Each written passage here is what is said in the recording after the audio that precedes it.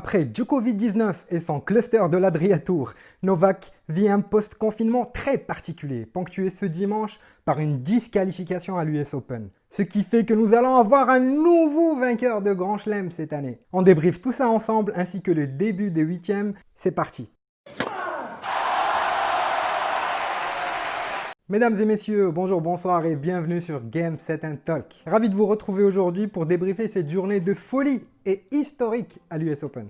Tout d'abord, sachez qu'une partie de cette vidéo contient des propos et des images qui peuvent heurter la sensibilité des supporters de Djoko. Je vous prie de m'en excuser, mais c'est tellement tragicomique que je ne peux m'en empêcher.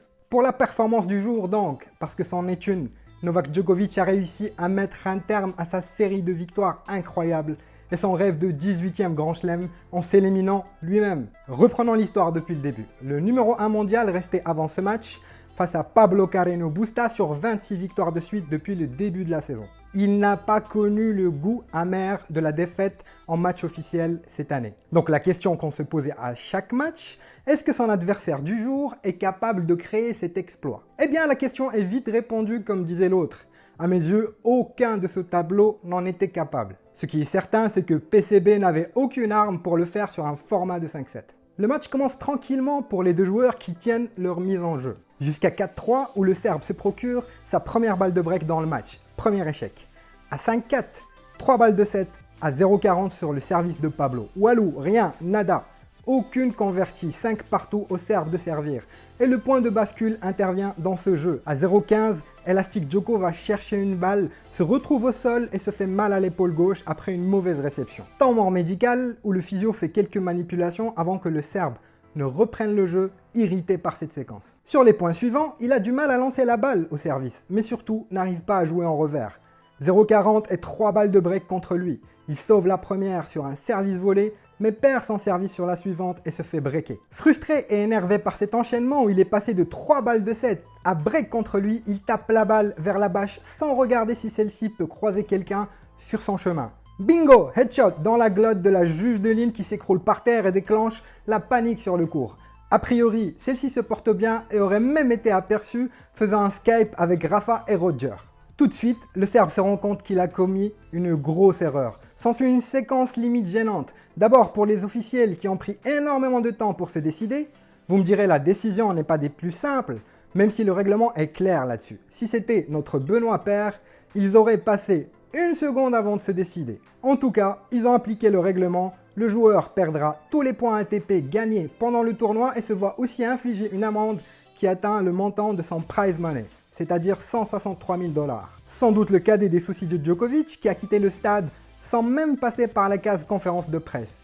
Et bim, 20 000 $ d'amende supplémentaire. Cette séquence était gênante aussi pour Djoko, qu'on a entendu dire « Donnez-moi un jeu, un set de pénalité, mais vous ne pouvez pas me disqualifier comme ça. Je n'ai pas fait exprès. » On dirait un petit garçon qui vient de se rendre compte qu'il a commis une grosse bêtise qui a des grosses conséquences et qui ne peut pas revenir en arrière. Ce qu'on retiendra de cette histoire, c'est que c'est une juge de ligne qui a mis fin à la série de victoires incroyables de Djokovic. Et enfin, cette défaite nous permet d'affirmer à 100% que nous allons avoir un nouveau vainqueur en Grand Chelem. Ne serait-ce que pour ça, idemo nolé.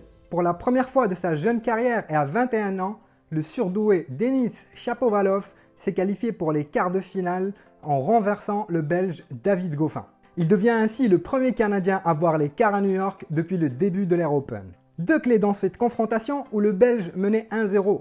D'abord le physique. Engagé en double, Chapo a passé 13h11 sur les terrains. Associé à Bob Pana, ils joueront leur quart ce lundi. Le Belge a passé quant à lui seulement, et je dis bien seulement, 7h36, soit la moitié de son adversaire. Ensuite, au niveau du jeu, c'est les opposés. Avec sa patte gauche magique, le Canadien peut trouver des angles et une longueur de balle pour gêner un jeu qui finalement correspond bien aux Belges, qui aiment se reposer sur ses adversaires pour les contrer. Et c'est Chapo qui a fait la différence, malgré le 7-0 dans le tie-break du premier set, il ne s'est pas désuni et a continué à matraquer le Belge qui n'avait lui qu'un seul plan de jeu dans la poche, contrer la force, la vitesse et la puissance de son adversaire. Malgré quelques doubles fautes, il a pu se reposer sur un service de qualité, 13 aces et 75% de balles gagnées derrière sa première. Rajoutez à cela 52 coups gagnants, le Canadien n'a laissé aucune chance aux Belges. Il affrontera au prochain tour la juge de ligne qui a éliminé Djoko, ou plutôt PCB qui mène 3-1 face aux Canadiens dans une confrontation ici même en 8e de finale en 2017 qui s'est soldée par 3 tie-breaks en faveur de l'Espagnol. La surprise de la journée, à part la victoire de la juge de ligne bien évidemment, vient du tableau féminin où l'américaine Shelby Rogers a éliminé Petra Kvitova en 3-7, 7-6, 0-6, 7-6, après avoir sauvé 4 balles de match.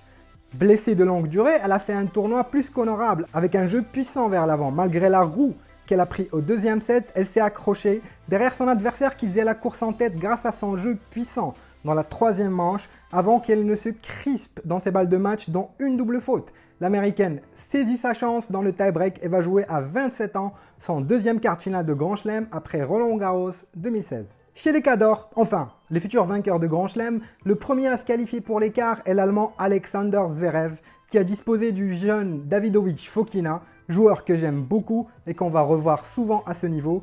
1h30 de jeu, Sacha n'a pas fait dans la dentelle. Sérieux quasiment tout le match face à un adversaire diminué physiquement et qui avait déjà réussi son tournoi, il a bien tenu son service avec 18 aces et seulement 2 doubles fautes, dont un ace sur deuxième à 215 km/h. Aucun break concédé en 7 opportunités pour l'Espagnol et 38 coups gagnants contre 22 fautes directes. La seule chose qui me dérange un peu chez lui, c'est quand même quand il frappe des grands coups droits qui débordent ses adversaires, il reste 2 mètres derrière la ligne au lieu que ça soit devant la ligne. Tranquillement et sans faire de bruit, il partira favori de son quart pour rallier la deuxième demi-finale de suite en Grand Chelem. De quoi chasser les doutes sur sa capacité à performer dans les grands événements. Une stat à retenir, depuis le début de l'année 2020, il en est à 9 victoires et 1 défaite en Grand Chelem et 1 victoire et 5 défaites dans les tournois ATP. De son côté, et après avoir éliminé le grec Stefanos Tsitsipas dans un match légendaire, le croate Borna Coric continue son chemin dans ce tableau et atteint pour la première fois un quart de finale en Grand Chelem. Il s'est imposé en 3-7 face à l'Australienne Thompson et affrontera l'Allemand Sascha Zverev en quart de finale. Injouable depuis la reprise, l'Américaine Jennifer Brady s'est qualifiée pour les quarts de finale en battant en 2-7